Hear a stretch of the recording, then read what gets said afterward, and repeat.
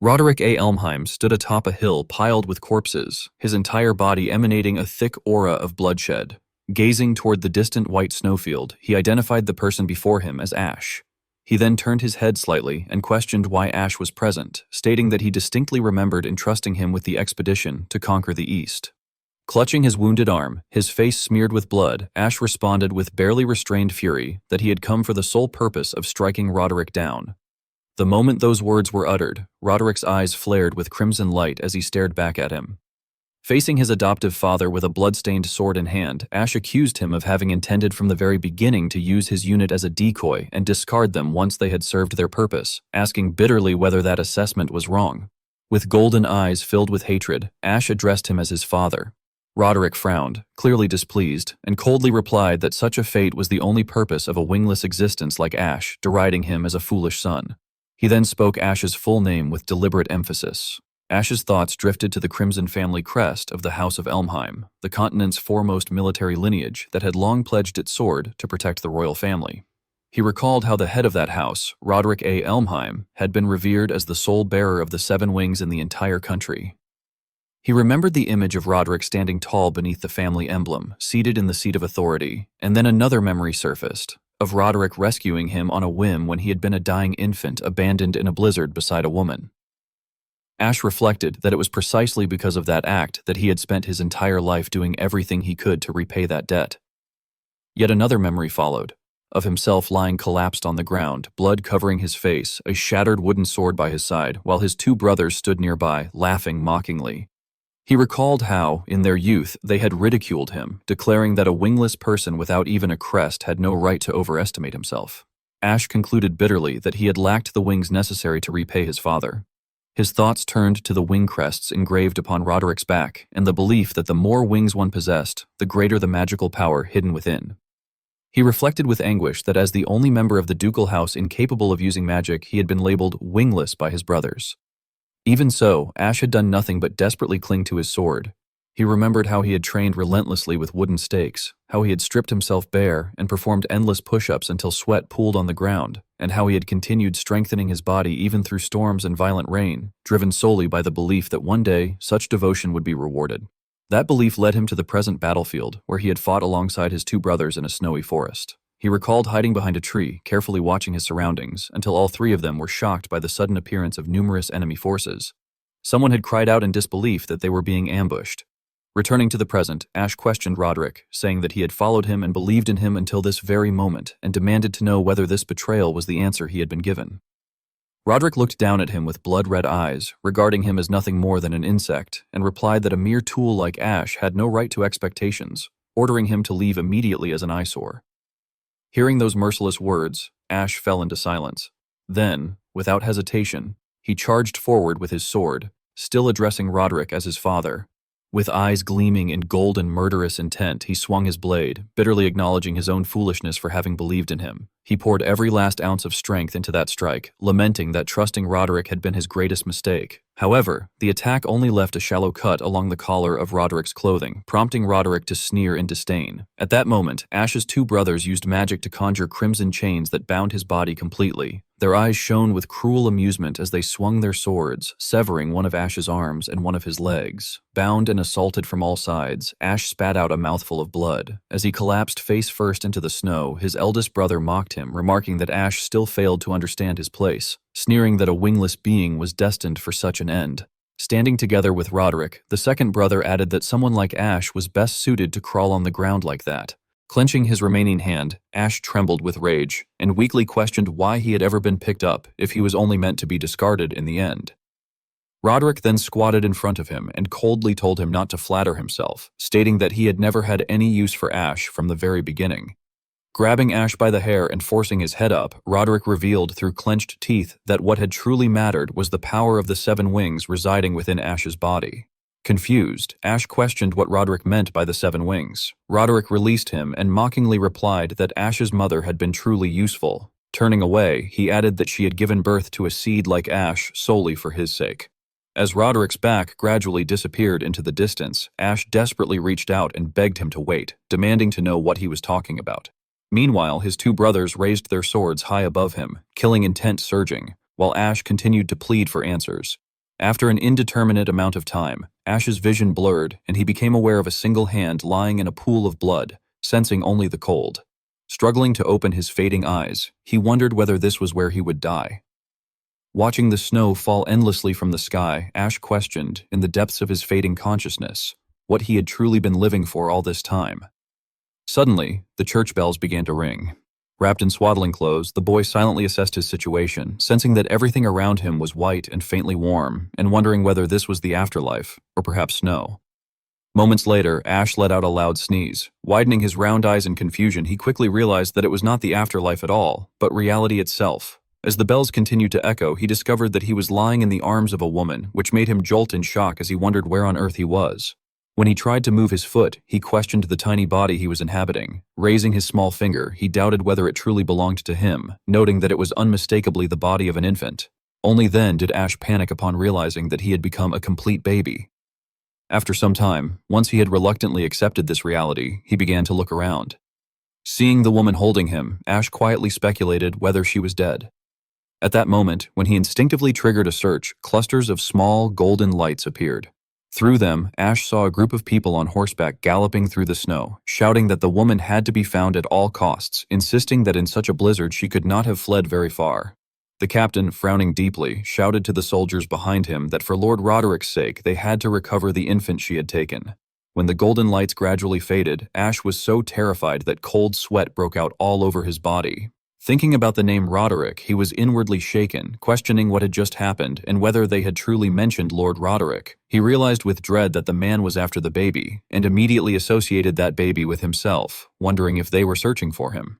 His golden eyes widened in fear as he recalled having heard that he himself had once been picked up on a snowy night just like this.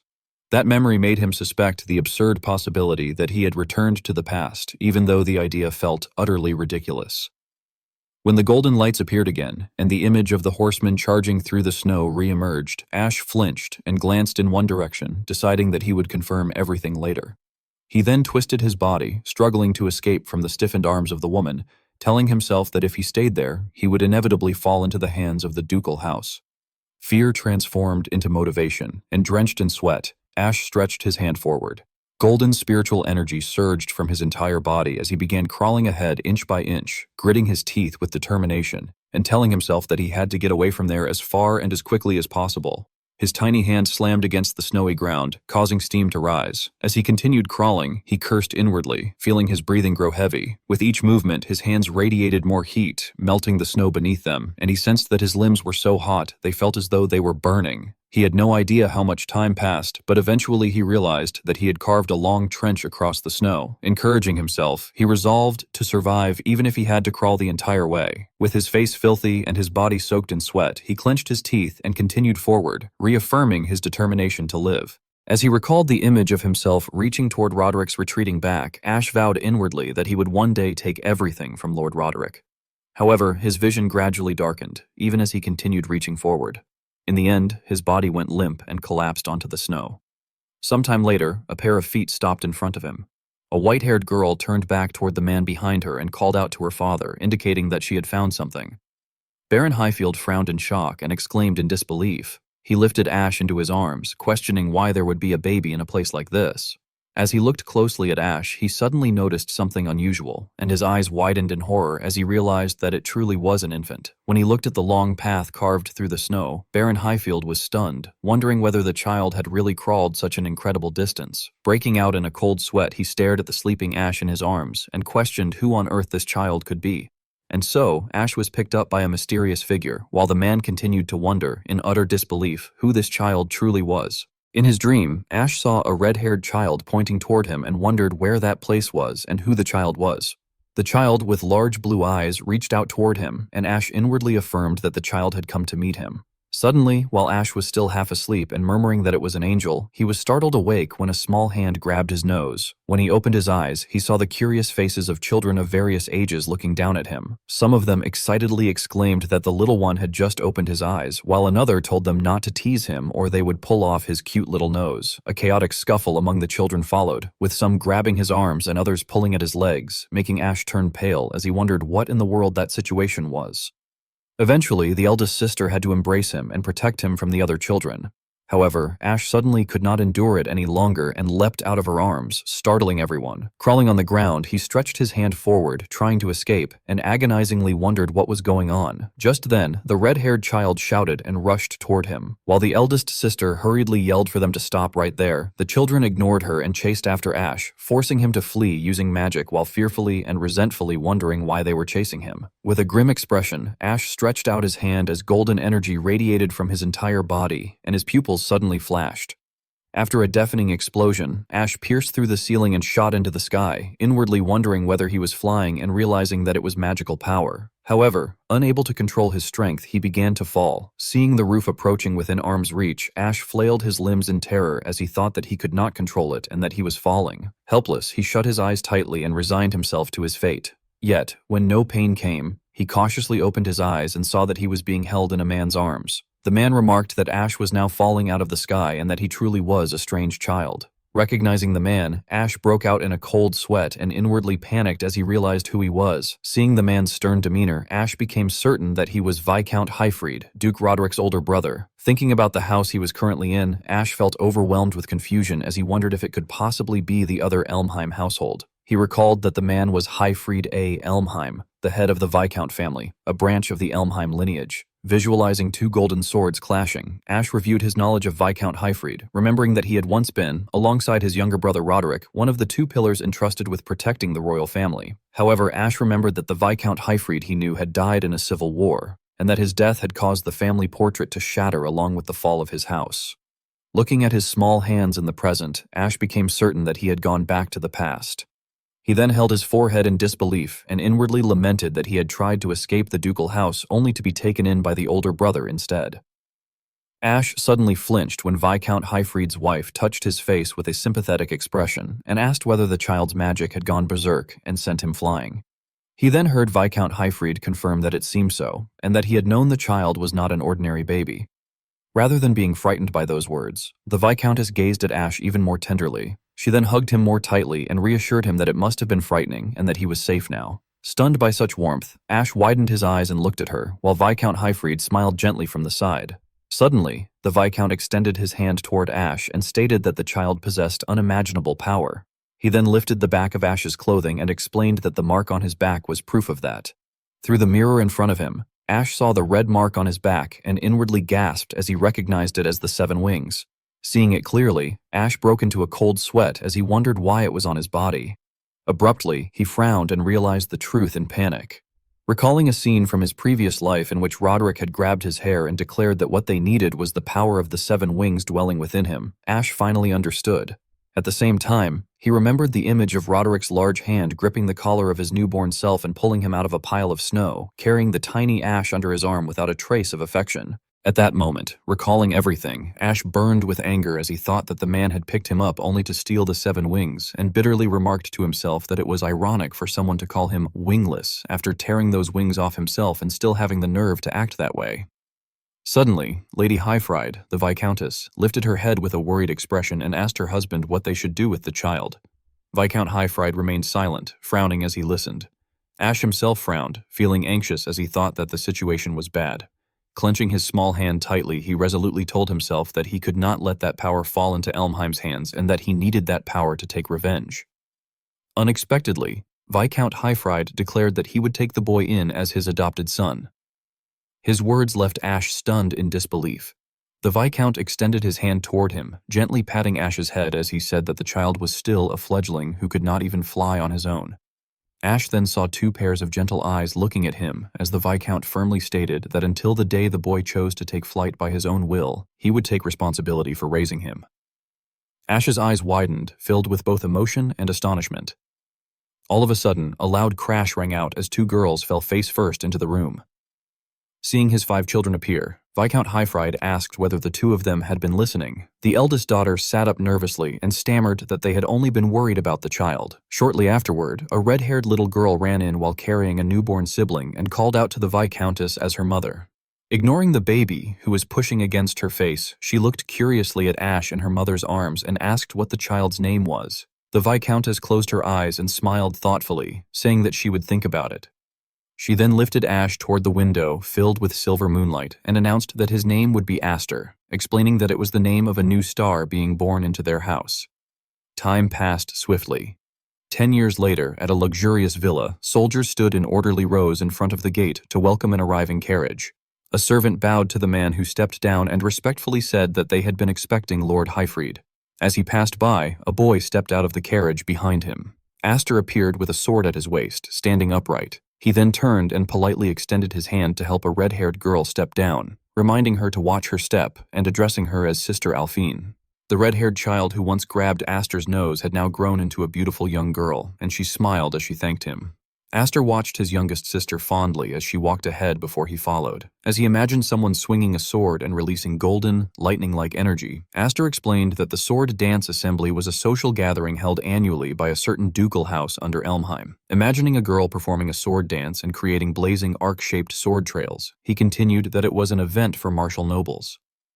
Finally, picturing a young man unleashing a sword strike carrying blue energy, Astor added that while it was a place for nobles to strengthen their connections, it was also a stage where each house showcased their promising young swordsmen who bore their family names. Afterward, Astor and Alphen followed Viscount Highfried into the villa. As they passed by, the surrounding crowd whispered that the Viscount's family had arrived again only to make fools of themselves since they had failed to produce an heir, adding that they had heard the family adopted some nobody boy from an unknown place.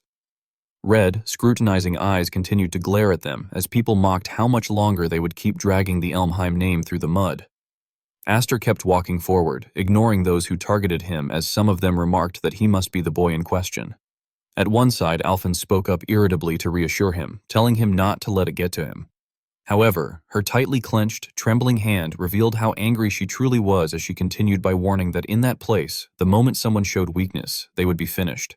Astor glanced at her shaking hand. Suddenly, Viscount Highfried, who was walking ahead, spoke and drew Astor's attention by stating that this was the current standing of the Viscount's house. He then turned around, stood before the gate, and told Astor that he had wanted him to see this.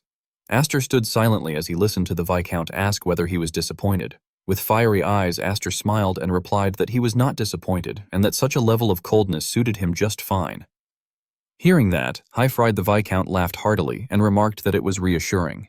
Astor suddenly recalled the image of himself losing in his past life and thought that, in his past life, as the disgrace of House Elmheim, he had made the worst possible debut in high society, which was a place filled with bitter memories. In the present, as he gripped the sword at his waist, Astor thought confidently that now that the seven wings had returned, he was different. His cold eyes glanced toward a certain direction, where a lit window on a middle floor could be seen. The two sons of Roderick were standing by the window, looking outside with arrogant expressions. Astor tilted his head up and frowned. He resolutely followed his adoptive father into the building, telling himself that it was time to begin.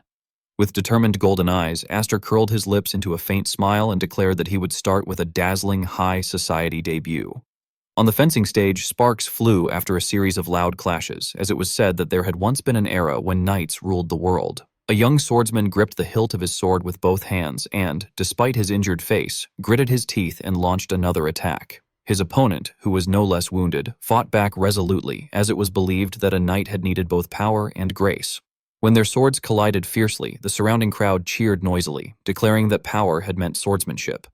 The brown-haired boy forcefully knocked his opponent's sword aside, forcing him to step back and evade, while it was proclaimed that grace had meant fame. The two boys then charged at each other again, each carrying the will to defeat the other, as people claimed that there had been one thing that proved a knight possessed both qualities. Suddenly, a blue wing-shaped crest appeared on the back of the brown-haired boy's hand. He swung his sword infused with energy and struck toward his opponent, shattering the other boy's blade. At the same time, his opponent widened his eyes in shock and gaped in disbelief as he lost the match. The brown-haired boy raised his sword high and received thunderous cheers from the crowd, while it was declared that the ultimate symbol of everything had been the wing crest, which now shone brilliantly on the back of his hand. From the observation floor, Alphen rested her chin on her hand and remarked that the place was still insanely intense. Thinking about her two older sisters at home, she waved her hand dismissively and commented that it was no wonder Sister Fren and Sister Flare had not wanted to come. Beside her, Astor's expression darkened with sadness as he recalled the mocking laughter from his previous life. Back then, he had been just like the defeated boy, with his sword shattered as he hung his head before his adoptive older brother. Suddenly, Alphine leaned over and called out to Astor, asking if he was nervous since it was his first sword dance festival. Astor smiled brightly and denied it, saying that he honestly was not, though he thought to himself that, if anything, it felt nostalgic. Hearing this, Alphine looked at him with suspicion. At that moment, Viscount Highfried announced that he would step away briefly for a meeting and asked Aster to take care of Alphine for him. This immediately made Alphine protest angrily, arguing that she was more capable than Aster, while Aster responded with a helpless smile, remarking that his sister was too clumsy. Viscount Highfried then placed a hand on Aster's shoulder and, with a smile, advised him that there were many kids his age there and that he should make some connections while he could. However, as he passed by Aster, he lowered his voice and seriously warned him not to let anyone discover the secret of the 7 wings. Watching Viscount Highfried walk away, Aster thought that although that was what he said, the hostile gazes filled with malicious intent from all directions made him wonder about it. Scratching his head casually, he questioned to himself how he was supposed to connect with others when the hostility was so blatant. Suddenly, Aster glanced toward a certain direction. Seeing him leave, Alphine called out in confusion, asking where he was going. Without turning back, he replied that he was going to make friends. At the same time, in a private area where Roderick's 2 sons sat on a long bench, many young nobles surrounded them. When Aster approached, Darius held up a glass of wine and rudely demanded to know who the hell he was.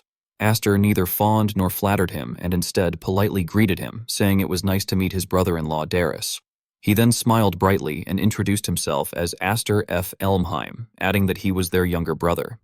Darius frowned as Aster continued by explaining that he had seen him from outside and had come to say hello. Sitting beside him, Grion pointed and mocked Aster, telling Darius that Aster was the adopted child the Viscount's family had taken in. Immediately, Darius brushed his hair back and laughed mockingly, stating that he understood and sarcastically remarking that it explained how Aster could shamelessly call himself F. Remembering the final moments of his past life, Aster thought that Darius and Grion had been the 2 legitimate heirs of House Elmheim and the ones who had killed him in his previous life. Pressing his lips together, he reflected that they had once seemed terrifying, but now they simply looked like children pretending to be adults as they sat surrounded by several other noble youths. Suddenly, a voice calling his name snapped him out of his thoughts. Alphine grabbed his wrist and urged him to come back, asking whether he had already greeted them. Just as she turned around, a voice called out from behind them, greeting Alphine and asking whether she was there as well. Darius raised his eyebrow and sneered as he taunted her, asking whether she did not need to hide behind her father that day and ordering her to come over and entertain them, adding that it was an order from the main house. Alphine stopped walking but did not turn back. She suddenly glared at them and firmly refused, stating that the main and branch families were not in a master-servant relationship. She then decisively pulled Aster away, causing him to stammer that he still had something to say. However, he stopped speaking when he felt the trembling hand gripping his wrist. Aster frowned, his eyes filled with sadness. Even so, Darius did not let them go and, with a twisted laugh, shouted as he asked if they knew what. Watching the 2 of them pull each other away, Darius mocked them by saying that her father had been a knight but had failed to protect the king, and that to take responsibility, his own younger brother had cut off his arm. Hearing this, Alphine's expression darkened and she stopped walking. Not stopping there, Darius continued to sneer, thanking God that he did not share that loser's blood, which made Alphine grind her teeth as she abruptly turned to glare at him. Alphine then released Aster's hand and aggressively stepped toward Darius, demanding that he take that back. However, when she threatened that if he was going to speak trash about her father, she would not allow it, Darius did not hesitate to spit the wine from his mouth directly into her face. Watching the wine drip down her body, Darius looked at her with contempt and said that all her father had ended up with were useless daughters who could not even inherit a barony, adding that he bet her father must have been deeply disappointed in her. He then pointed his empty wineglass toward her with disdain and remarked that this was not a ballroom, telling her that next time she should come dressed in a way that would not make her mind getting soaked, suggesting that she should just throw on some rags or something. Alphine's eyes filled with tears as she lowered her head, staring at her dress, now stained with wine, feeling utterly humiliated. From behind, Aster watched Alphine being humiliated by them and thought that he had been worried on the way there. As he observed the noble brats holding wine bottles and laughing, he told himself that he had thought that perhaps seeing their faces again would mean that he would not feel any anger anymore. Suddenly, Aster stepped forward and snatched the wine bottle from their hands. He then walked up and placed a hand on Alphine's shoulder to comfort her, while inwardly admitting that he was glad. Aster threw the bottle toward his cousin and called out to Darius.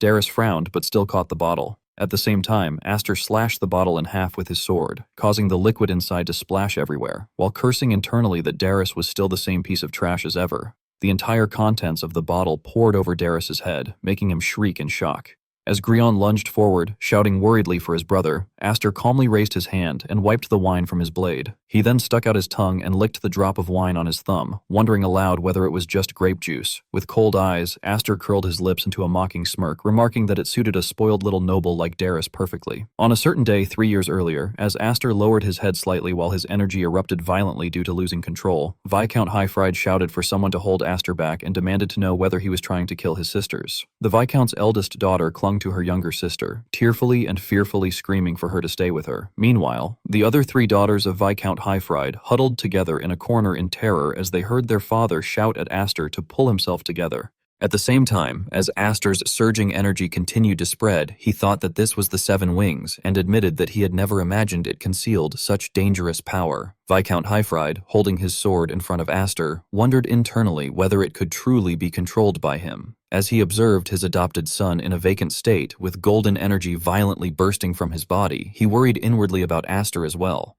In the present, while inside the council chamber, Viscount Highfried was startled when a servant rushed in shouting that the situation was urgent. Everyone in the room turned toward the servant, and one person demanded to know the meaning of the interruption, reminding him that they were in the middle of talks. The servant stammered nervously before reporting, while both Roderick and Viscount Highfried frowned and listened, that the sons of the main house and branch house of Elmheim were dueling. Upon hearing this, Viscount Highfried exclaimed in shock, questioning what had happened, while Roderick darkened in expression and remained silent in displeasure. Soon after, Viscount Highfried abruptly stood up and walked outside. At that moment, someone called out to him as father. When he saw Alphine running toward him in panic, he anxiously asked what on earth had happened. As Viscount Highfried placed a hand on his daughter's shoulder to calm her, a nobleman with a face resembling a wolverine suddenly laughed excitedly and pointed out something below. The Viscount and his daughter looked down toward the dueling platform, where 2 young men stood facing each other with swords. The nobleman continued by remarking that it was a brotherly feud within the mighty house of Elmheim, and noted that such a sight was rare. Crossing his arms, he excitedly speculated that everything depended on how the duel would end. Meanwhile, Viscount Highfried and Alphine gripped the balcony railing with anxious expressions, while 2 other nearby nobles also leaned forward to watch. Suddenly, the wolverine-faced noble stroked his chin and commented with a grin that the sword dance gathering could turn ugly. Down on the arena floor, Darius raised his sword, revealing the wing crest on the back of his hand as he mockingly stated that picking a fight with a ducal house was foolish and derided his opponent as a mongrel born in the wild who did not even understand the difference in power. Upon seeing his crest, the surrounding spectators shouted in excitement that it was a 4-wing crest and praised him as being on a completely different level, worthy of a ducal heir.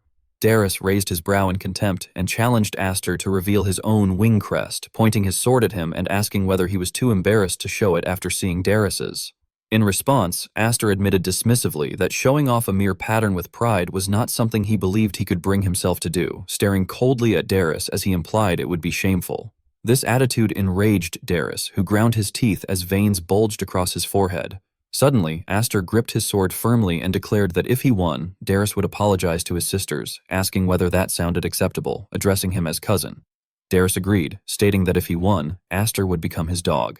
He then wielded his twin swords and charged toward Aster, declaring that he would make him work for the rest of his life. Each of Darius's attacks descended as though he were toying with Aster, forcing Aster to leap backward repeatedly to evade them as white smoke swirled beneath his feet. Aster briefly glanced at the trembling hand that held his sword, yet his expression remained unchanged.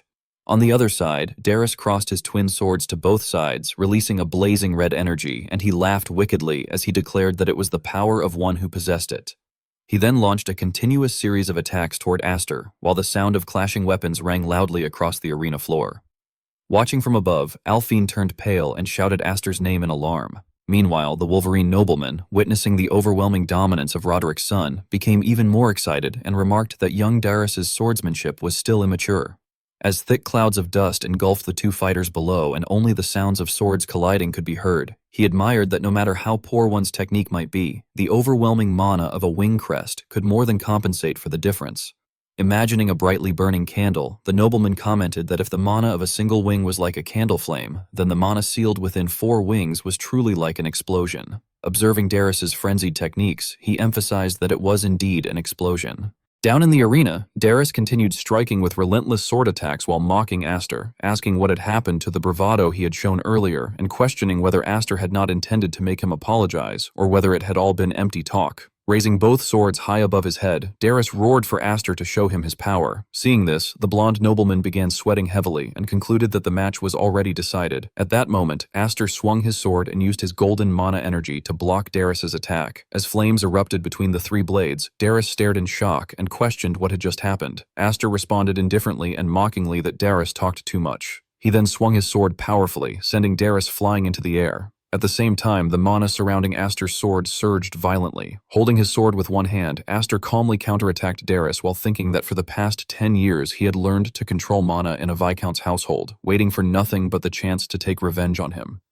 With his golden eyes flashing with hostility and filled with hatred, Aster raised his sword, blazing with golden energy. He leapt into the air and struck down at Darius, forcing him to struggle desperately to defend himself. In an instant, the immense pressure caused Darius to drop to one knee. This scene caused Grion to turn pale, sweat pouring down his face as he muttered that his brother was...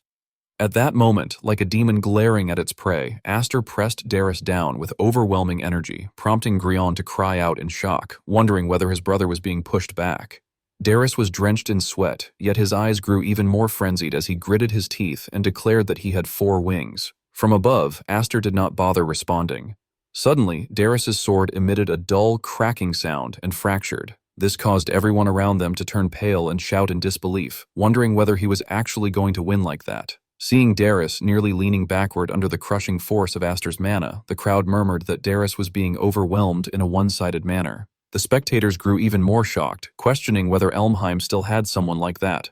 Suddenly, Aster's energy flared violently, startling even himself. Viscount Highfried clenched his trembling hand and anxiously remarked that this was bad. Darius gritted his teeth as he watched Aster's blade inch closer and closer to his face. Meanwhile, Aster recalled the image of Darius smiling brightly as he had cut off Aster's arm in his previous life. The mocking expression of delight as Darius slaughtered his adopted younger brother without the slightest guilt resurfaced in his mind. Aster seemed to lose control, his pupils flashing with a blood-red glow as his energy erupted violently. Terrified by the sight, Darius panicked and shouted for him to stop. At the same time, from the upper level, Alphen screamed in horror, begging Aster to stop. Nevertheless, Aster's sword strike descended, causing a deafening explosion, and Darius's sword shattered and flew apart. The Wolverine nobleman frowned, no longer smiling or joking. In the courtyard, Aster had just finished his move when Darius's broken sword stabbed into the ground behind him. Meanwhile, Aster's blade had already sunk deep into the ground between Darius's legs. Darius collapsed onto the ground, urinating in fear, his entire body stiff and unable to move. Aster told him that next time he should come wearing some rags, something he would not mind getting soaked, and mockingly addressed him as his cousin. Afterward, Aster calmly sheathed his sword and thought to himself that he was no longer Ash the Wingless. Upstairs, Alphen was still leaning out over the balcony, sighing in relief, while Viscount Highfried placed a firm hand on her shoulder to hold her back. Aster looked up at them, smiled, and thought that simply realizing that was enough to clear his mind for the time being. Suddenly, Aster's pupils widened in horror. He sensed a powerful killing intent emanating from behind him. He quickly turned his head to look and inwardly panicked as he realized what it was. Immediately afterward, he saw the blazing fury and bloodlust radiating from Roderick, who stood on the staircase looking down, making no effort to conceal the dark, blood-like aura surrounding him. With a sharp, frozen gaze, Aster stiffened and internally called out Roderick's name.